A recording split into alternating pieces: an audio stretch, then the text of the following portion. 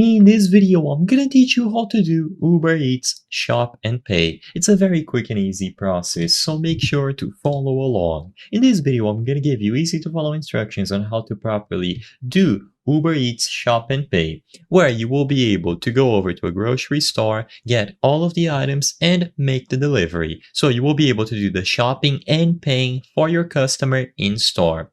So first, to get started, the only requirement is that you need to sign up for the Plus card. Only after your card is activated, you will start receiving shop and pay orders. So first, sign up for the Plus card if you don't have it already. Just open the latest version of the Uber Driver app, and in there you will be able to go over to the Work Hub or select Plus card when you open the menu. Regardless, just find the menu where the Uber Eats Plus card sign up form is located. You will be able to tap Get Started, and you just have to follow through the instructions. In this video, I cannot cover every single one of the steps. I apologize, but essentially all that you have to do is acquire the Plus card from this window. So tap Get the Plus card, confirm all of the details, and follow the step-by-step instructions on screen.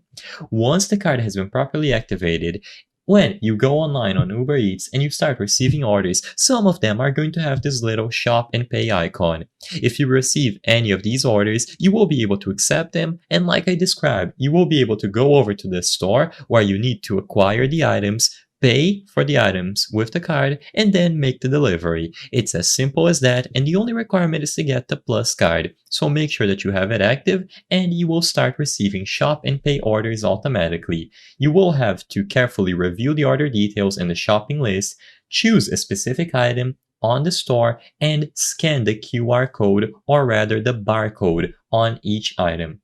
If the item is not available in the store, you will have to mark it as missing or not found, and you can offer to replace the item for the customer, or they can cancel that specific item altogether.